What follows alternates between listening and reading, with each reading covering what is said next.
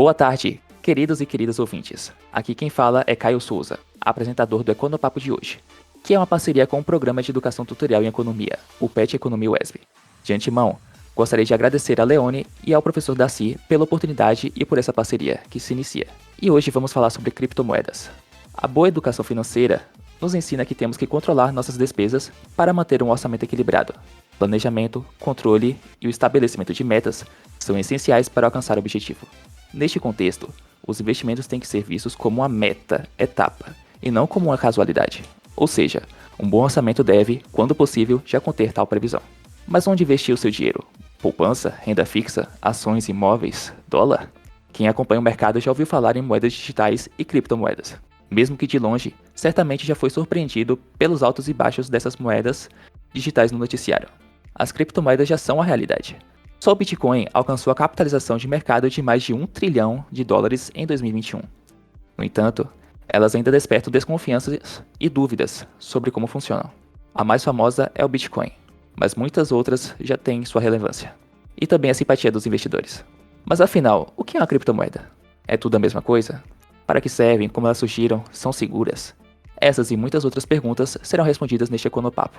E para conversar sobre este assunto, convidamos Godson Castro, que é mestrando em Economia pela Universidade Estadual Paulista Júlio de Mesquita Filho. Boa tarde a todas e a todos. É um prazer estar aqui novamente participando do PET Economia UESB, né? E é um prazer estar aqui discutindo esse tema tão instigante com o professor Hélio.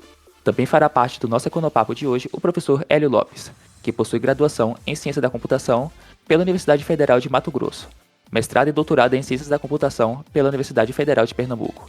Tem experiência na área de Ciência da Computação, com ênfase em banco de dados e engenharia de software, atuando principalmente nos seguintes temas: blockchain, criptomoedas, fintechs e open banking.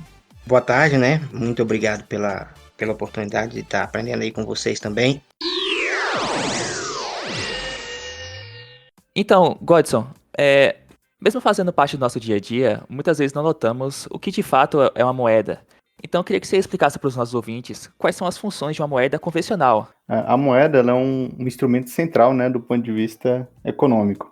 E para a gente entender a moeda, a gente estuda na teoria econômica, né, o chamado teoria monetária. Então, nós temos duas principais correntes da teoria monetária que estudam a origem da moeda e seus desdobramentos e suas funções. Uma é a corrente metalista e a outra é a corrente cartalista.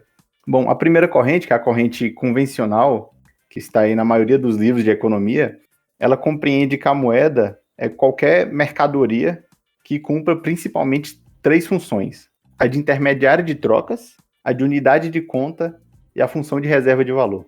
Bom, e a outra teoria é a teoria cartalista, né, que se contrapõe a essa visão metalista. A teoria cartalista, ela enxerga que a moeda ela não nasceu de uma forma espontânea ou natural das próprias relações mercantis, mas ela foi uma imposição do Estado.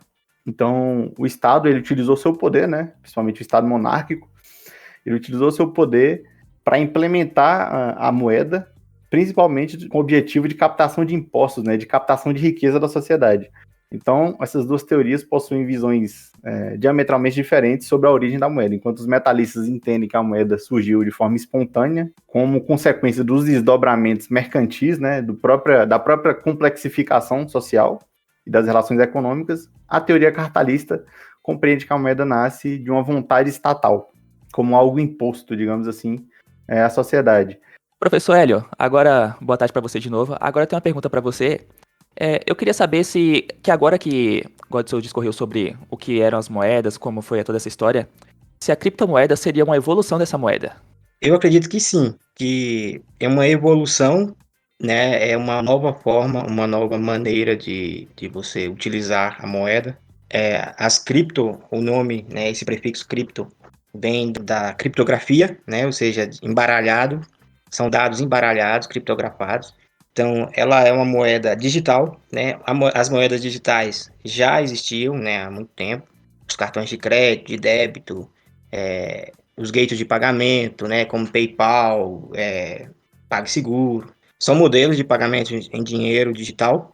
Quando a gente fala em dinheiro digital, moeda digital, né, a gente fala de moedas que normalmente são, no nosso caso, a moeda digital nossa, né, que é usada nos cartões de crédito, a nossa moeda real do país.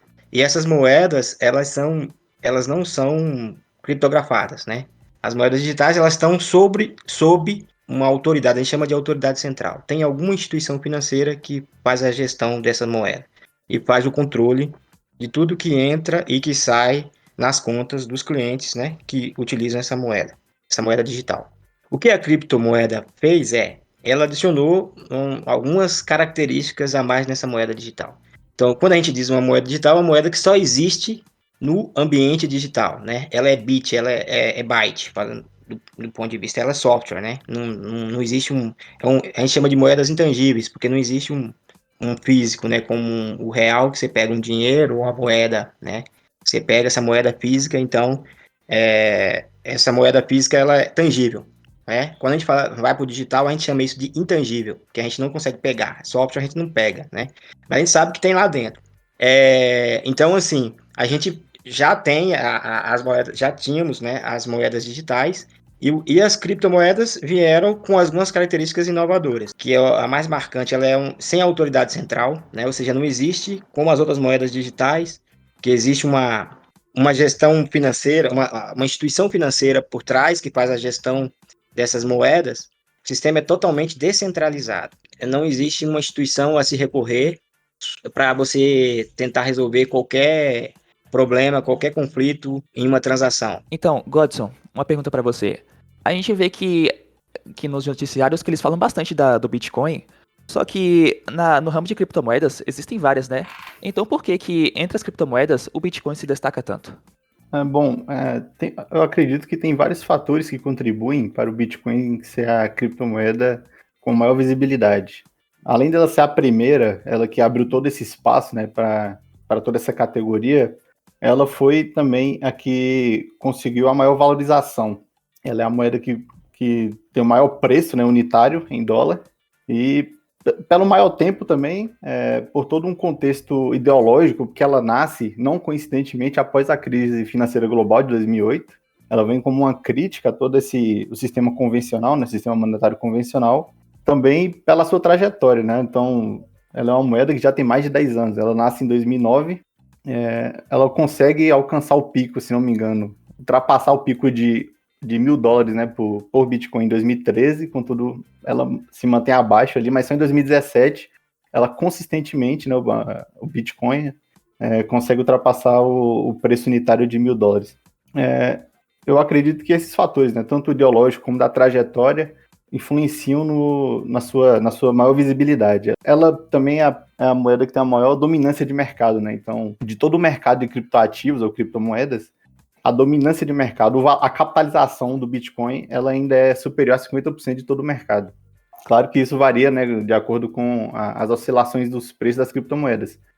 Porém, eu diria que algumas outras criptomoedas são de grande importância. Por exemplo, a Ethereum, que ela traz toda uma gama de tecnologias e possibilidades maiores do que as que o Bitcoin consegue trazer. Ela supera, inclusive, algumas limitações que o Bitcoin possui. Por exemplo, a quantidade de transações por segundo, né? Por exemplo, o Ethereum consegue superar. E também ela possui maior aplicabilidade real. Então, eu não me surpreenderia, né, se essa criptomoeda, por exemplo, a Ethereum, ultrapassasse o Bitcoin em termos de valor de mercado, como em capitalização no futuro. Então, uma curiosidade que surge na cabeça de muitos é sobre como as criptomoedas são criadas, como se faz para aumentar a oferta das criptomoedas e tal. E eu, como sou uma pessoa assim antenada nos computadores, eu vejo o preço das placas de vídeo crescendo e tal, e muito se fala sobre mineração. Eu queria que o senhor explicasse como faz para conseguir uma. Então, as criptomoedas, elas possuem, né, a proposta do Bitcoin, mas aí, como a gente sabe que existem milhares de outras criptomoedas, né, que vieram depois do Bitcoin, mas a do Bitcoin, ela foi proposta inicialmente em torno de 21 milhões de unidades. Desses 21 milhões, começou lá em torno de 17 milhões, lá em 2009. E esse restante de 3 milhões e pouco, ele seria criado, digamos assim, através de um processo que seria o pagamento para autenticação das transações realizadas na rede do Bitcoin. Toda vez que as pessoas autenticassem, né, ou seja, aferisse que aquelas transações eram válidas e que fizesse isso, né, a gente chama um processo de mineração, elas ganhariam moedas, algumas moedas. Começou com uma quantidade maior e depois vem diminuindo ao longo do tempo, e essa quantidade ela vai terminar lá para 2140, mais ou menos, se a rede preservar até lá. Então, através desse processo de mineração, essas moedas são criadas para pagamento dos autenticadores, ou seja, daquelas pessoas, daqueles sistemas, né, que as pessoas que executam sistemas de mineração ou de autenticação dessas transações na rede. Então, a única maneira de se criar uma nova moeda é através desse processo na rede Bitcoin. E agora, vamos para um breve intervalo e voltamos em instantes. Estamos de volta com o Econopapo. Eu queria que você falasse sobre a legalidade do Bitcoin, que a gente já está falando aqui há bastante tempo sobre essa questão de entidades monetárias e tudo mais. Queria saber se é legalizado, se eu posso usar em qualquer país, se tem algum tipo de restrição, o que você tem a dizer? Bom, se eu fizer um breve contexto histórico aqui, o Bitcoin ele ainda tem um pouco do estigma de ser uma moeda anônima que é utilizada para transações ilegais, né, para drogas, enfim, contrabando. E realmente ela foi usada na época, inclusive é muito fácil encontrar aí reportagens sobre a Silk Road, ou Rota da Seda, em que haviam diversos contrabandos, né, de produtos legais, e o pagamento era feito em Bitcoin. Porém, vários países, principalmente países desenvolvidos, né, como Estados Unidos, países europeus, o Japão, Coreia, eles já avançaram do ponto de vista do arcabouço institucional, do reconhecimento dessas criptomoedas. Então, se você pergunta se o Bitcoin ele é legal, em alguns países ele não é legal, mas também não é ilegal, porque ainda não há um arcabouço institucional formado. Exemplo do Brasil. No Brasil, ainda as discussões, né, a respeito do uso das criptomoedas ainda está muito nessa questão, ainda mesmo da discussão. Nós temos alguns projetos de lei, por exemplo, o PL 2303 de 2015, que busca regulamentar, né, o assunto em termos de criptoativos, e temos alguns outros PLs também do trâmite no Senado, o 3825 de 2019 e o 3949 de 2019. Eles são muito parecidos, né, mas eles buscam exatamente isso, construir um arcabouço legal, né, que compreenda o uso e, enfim, o uso e a criação, inclusive, de criptoativos no mercado. Professor Hélio, eu queria saber se as criptomoedas são seguras. Muito se tem assim, se elas realmente valem a pena, se elas são seguras, se eu não vou acabar sendo roubado por alguém. Então, é uma dúvida que surge na cabeça de muitas pessoas. Então, eu queria que o senhor falasse se elas são seguras. Do ponto de vista computacional, elas são seguras, sim, né? Mas segurança, do ponto de vista social, né, segurança ela precisa, as pessoas precisam sentir, é um sentimento, né? As pessoas precisam sentir segura no seu uso. Existe uma série de questões culturais, né? Como é que a pessoa, talvez a principal como é que eu vou ter um dinheiro em que não tem ninguém a recorrer quando tiver um problema? Então, esse é uma questão importante, porque como não existe uma autoridade central, né, para fazer a gestão disso, existe um sistema, um algoritmo, né, uma rede, e que essa rede, as regras estão bem claras no software e é assim que vai funcionar. Então, não existe uma autoridade. Se você enviar um dinheiro, por exemplo, para alguém de forma errada, não tem como fazer um estorno daquilo, né? Esse estorno só é feito se a pessoa do lado de lá resolver, né, te devolver. Se alguém, por exemplo, pegar e assaltar a sua casa e roubar a senha das suas criptomoedas, é como se tivesse roubado o seu bilhete da Mega Sena, né? Você tá lá com o bilhete premiado da Mega Sena e alguém chegou e levou aquele bilhete e apresenta lá por exemplo, para a caixa. E aí você pode dizer, esse bilhete é meu e foi roubado, mas como você vai ter que provar que ele foi roubado de você. Então, assim, as criptos a analogia é mais ou menos parecida, né?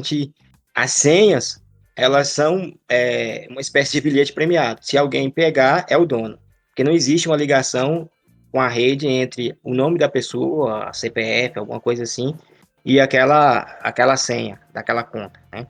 Então, o anonimato aí, ele é uma coisa boa, mas também é uma coisa ruim, né? Outra coisa ruim se a pessoa morre, por exemplo, e se ela não deixou em testamento, não deixou algum parente, como é que, né? essas moedas elas ficam lá no limbo, né? Elas não vão ser usadas porque ninguém tem a senha. E provavelmente isso vai acontecer bastante ao longo do tempo. Então são questões importantes a se discutir, né? E as pessoas, quando forem usar, têm que saber, né, sobre essas situações. Bem diferente quando você está trabalhando com a moeda em que tem uma instituição financeira, né, por trás e que faz toda a gestão. Se a pessoa falece, o parente com documento pode, por exemplo, pode recuperar, né? Mas nas criptos não pode. Então, Godson, muita gente quer entrar nesse mercado por interesse na rentabilidade, mas também tem outras questões, né? Qual é o risco? E a própria ideia de investimento. Os bitcoins, as criptomoedas em geral, elas podem ser consideradas um investimento? Bom, certamente. Na verdade, no âmbito da instituição das criptomoedas, né, do Bitcoin, ele nasce, como já foi colocado, como alternativa ao sistema monetário convencional, porém, a característica que mais tem chamado a atenção, principalmente da mídia, quanto às criptomoedas, é a sua característica enquanto ativo financeiro, né? Então, com certeza, não só podem ser um investimento, não só são um investimento, mas também diria que é o que mais tem sido enfatizado nos últimos anos. Os riscos, o professor Hélio, ele colocou muito bem aí os riscos inerentes, né? Se alguns riscos, os investimentos em criptomoedas, eles possuem riscos normais, como qualquer outro investimento, riscos de roubo, ou até mesmo riscos de fraude por parte da corretora de valores imobiliários, mas o sistema em si, ele não, até então, ele não sofreu nenhuma fraude, né, conhecida, o sistema do Bitcoin. Os riscos dos investimentos em criptomoedas, eles decorrem principalmente da sua natureza imaterial, como o professor já colocou, né? Que você não consegue recuperar caso uma pessoa venha a falecer, ela possui uma carteira de cripto e ela venha a falecer, não dá para ser recuperado. Outro risco também, do ponto de vista de mercado, é a sua alta volatilidade. Os preços das criptomoedas, por terem essa característica não só de serem novos, né, serem uma novidade, mas também serem descentralizadas, elas não têm seu valor atrelado a nenhuma instituição específica. Por exemplo, se você adquire ações de uma determinada empresa, você sabe que o valor dessa ação vai variar de acordo com o comportamento, né, as ações dessa empresa, do mercado que essa empresa concorre, do estado, ou do país, no caso, onde essa empresa está implantada. Já com criptomoeda não é assim, então vários outros fatores, né, acabam afetando seu preço. O investimento em criptoativos, eles são de altíssimo risco, mas também de altíssima rentabilidade. Eu queria que o senhor explicasse um pouquinho o que é o blockchain e falar também sobre uma espécie de teoria das pessoas de que se essa moeda fosse vista como uma espécie de código, basicamente você não poderia só sair copiando, dando Ctrl+C. Como é que ela se garante nesse sentido? Pois é, a blockchain é a tecnologia, né, que está na base das criptomoedas. E o próprio nome em inglês, né, é uma cadeia de blocos. É o que faz a criptomoeda ser segura, né? A tecnologia de blockchain é o que faz a criptomoeda ser segura. Imagine que cada bloco é um conjunto por exemplo, cada pessoa que transaciona um Bitcoin, uma parte do Bitcoin, a gente chama isso de uma transação. Então, quando eu envio alguma parte de Bitcoin ou um Bitcoin, ou qualquer quantidade, para uma outra pessoa, eu crio uma transação. Essas transações, elas vão para a rede do Bitcoin e a rede, ela de tempos em tempos, ela junta isso em um bloco, né? Esse bloco, todos os componentes da rede vão realizar uma prova chamada prova de trabalho em cima desse bloco, que é o processo de mineração que eu falei lá atrás. Ao autenticar esse bloco, né, existe uma espécie de competição global dentro da rede para ver quem consegue resolver o problema, né, que está dentro da prova de trabalho. Essa solução, quem resolver primeiro ganha os bitcoins que são pagos para fazer a autenticação dessas transações. Então, esse processo, né, depois que é feita essa autenticação, esse bloco vai para o blockchain, que é uma cadeia de blocos, que é um grande banco de dados, né? Uma cadeia de blocos que, a partir do momento que ela está na blockchain, ela fica imutável, né? Isso, imutável, quer dizer, nenhuma pessoa pode mudar sem o consentimento de toda a rede. E quanto maior a rede, mais difícil você ter o consentimento de todo mundo para mudar alguma informação. E essa informação, quanto mais você só tem digamos assim, uma possibilidade de mudar as informações mais recentes, né? E se você convencer a metade da rede.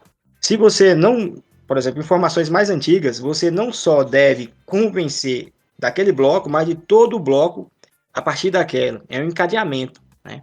Então, a partir daquele bloco, todos os blocos criados a partir daquele, você também tem que convencer as pessoas de que foi alterado. Então, essa situação fica muito difícil, né, de alguém fraudar. Por quê? As transações são autenticadas, vão para a blockchain, e a partir do momento que vão para a blockchain, é como se fosse um livro razão, um livro contábil, com todas as transações que ocorrem dentro da rede. E ali não existe, ou seja, a possibilidade de mudar, ela existe, mas ela para se acontecer, a rede toda tem que concordar. Isso é muito complicado, né, por exemplo, para um fraudador. Os bancos centrais, além de... Elas poderiam, por exemplo, criar suas próprias criptomoedas? Teria esse viés, seria vantajoso? Qual a sua opinião sobre isso? Bom, na verdade a gente já tem, não só podem, né, como já temos alguns bancos centrais bastante adiantados eu não diria nem criação da criptomoeda meramente, mas talvez até uma proposta de transição da moeda nacional para uma criptomoeda, um ativo virtual, né? Por exemplo, a China, ela já tem há vários anos aí se mostrou interessada, né, na tecnologia, já promete lançar o e-renminbi, né, que é a moeda chinesa, só que de forma virtual. Inclusive, a grande especulação de todo esse bloqueio, né, que a China tem feito, toda essa sanção que o governo chinês tem feito ao Bitcoin em território nacional, é com objetivo mercadológico. Eles querem implantar sua própria criptomoeda e, para isso, eles têm que derrubar o valor, né, derrubar a dominância do Bitcoin. Eles querem colocar a sua moeda como, talvez, uma grande criptomoeda mundial, né? Então, sim, tem vários bancos centrais. O Banco Central Brasileiro, inclusive, já teve reuniões com especialistas em criptomoedas, o Banco Central Russo, e eu acredito que talvez nos próximos anos ou nas próximas décadas, né, a gente consiga, de fato, poder comprar ou, enfim, adquirir criptomoedas estatais. O que é até um pouco paradoxal, porque quando o Bitcoin nasce, ele nasce com uma crítica a todo o sistema estatal. Aí o que acontece? Agora temos estados nacionais estudando aderir a essa tecnologia, só que com os preceitos tradicionais, né, do controle monetário pelo próprio Banco Central. Então, continuando, eu gostaria de saber, eu que sou um consumidor médio assim, não estou antenado tanto nesse mundo de criptomoeda, eu queria saber como as pessoas em geral, elas podem conseguir acesso a criptomoedas, como funciona esse mercado para eu comprar, sabe, aqui em próprio Vitória da Conquista, onde eu poderia ir para conseguir uma delas? Como as criptomoedas elas estão na internet, né? Então, o que você precisa digamos assim, um usuário mais iniciante, né? Uma das possibilidades é você acessar um site de uma corretora, né? Aí tem várias aí na internet, tem no Brasil, tem fora, né? Aí você pode, acho que a melhor forma é você entrar através de uma corretora. Agora tem que ser uma corretora que já atue no mercado há um bom tempo, né? Para você também poder confiar, porque de alguma forma você está colocando o seu dinheiro ali e as senhas da criptomoeda que você está comprando fica em posse da corretora. Uma outra maneira é você baixar um software, né, uma carteira digital chamada Wallet, e aí você pode configurar, criar a sua conta nessa carteira, e você solicita, por exemplo, compra cripto de outras pessoas e solicita que as pessoas encaminhem essas moedas para a sua conta. É uma forma mais arriscada porque você tem que confiar nessa pessoa que está do outro lado que ela vai realmente enviar essa moeda para a sua conta, né? O que acontece assim, falando um pouco da minha experiência, que eu comprei uma vez um satoshizinho para testar. Eu entrei num grupo do Facebook, né? Fiquei lá vários dias conversando com o pessoal, vendo quem estava comprando, quem estava vendendo. Dentro do grupo tinha aquelas pessoas âncoras, né, que compravam e vendiam. E aí, depois de ficar alguns dias lá observando, eu resolvi comprar uma quantidade pequena, né? E aí ele pediu para eu fazer um depósito, eu fiz o depósito e aí ele encaminhou a cripto para para minha conta, para minha wallet. Qual é o problema, né? Que aí quem tá iniciando é bom saber. Quando a pessoa envia, né, não chega imediatamente para você o Bitcoin ou a cripto, né, que você está comprando. Não chega imediatamente. Por quê? Porque quando ela envia, essa transação ela vai para a rede para ser autenticada. E aí só chega para você quando tiver 100% autenticado, né? Então, às vezes você vende e aí você compra e às vezes a rede está um pouco congestionada, tem muita transação e aí aquilo ali vai para uma fila e às vezes demora algumas horas. E aí é meio angustiante, né? Você está comprando pela primeira vez, né, através de um sistema, digamos assim, standalone. Você sozinho está comprando de outros, né? Então, sem passar por uma corretora. Então, quem quiser, acho que a melhor forma é através de uma corretora, né? Mas se você quiser arriscar sozinho, você pode baixar o wallet e fazer a sua transação. Então, amigos ouvintes, chegamos a mais um final de programa. Quero agradecer mais uma vez aos nossos convidados, Godson e Professor Hélio. Vocês têm mais alguma coisa a pontuar? Godson, tem mais algum ponto que você querer destacar que não foi citado no programa? Bom, acho que não tenho mais nada a acrescentar. A discussão foi muito boa, foi muito enriquecedora. Eu gostaria só de agradecer ao Pet Econopapo, né? Agradecer ao professor Darcy Alves e a Leone, né, pela oportunidade. Agradecer também ao Pet pelo convite e agradecer ao professor Hélio aí pela participação, contribuindo bastante para a discussão. Muito obrigado. Professor Hélio, alguma coisa a acrescentar? Eu gostaria de agradecer a todos, né, o programa Pet Econopapo e aos coordenadores, o professor Darcy e Leone. E gostaria de dizer assim que as tecnologias, né, que amparam as criptomoedas, elas elas surgiram, né, para as moedas, mas elas criaram um conjunto de possibilidades para outras aplicações, que talvez seja a forma mais, eu acredito que seja a, o benefício maior, né, de todas essas discussões, de toda essa tecnologia, é o fato de a blockchain ela não servir só para dinheiro, né, ela servir para qualquer ativo digital, né, que você queira controlar, cópias, né, por exemplo, piratarias, né, e outros problemas de gasto, por exemplo, quando você uma ação digital ou qualquer outra, qualquer possibilidade de vendas de ativos digitais que você quer de alguma forma controlar as suas cópias. Então, é uma tecnologia que vai permitir muitas outras aplicações e muitas outras inovações. Certo, quero agradecer mais uma vez a presença de vocês, convidados Godson e Professor Hélio. Quero agradecer a Leone e a Darcy pela a ideia do Econopapo. E quero agradecer principalmente a vocês, ouvintes, que nos acompanharam. Espero ver vocês de novo e até mais. Tchau.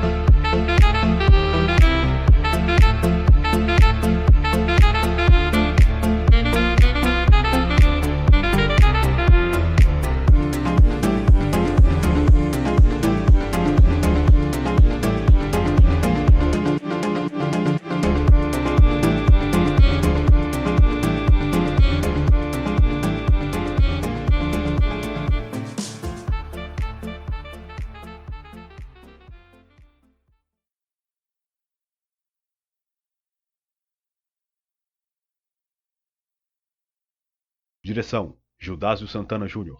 Edição e mixagem: Felipe Rocha. A apresentação: Caio Souza. Roteiro: Vitor Hugo Pinto, Caio Souza e Gildásio Santana Júnior.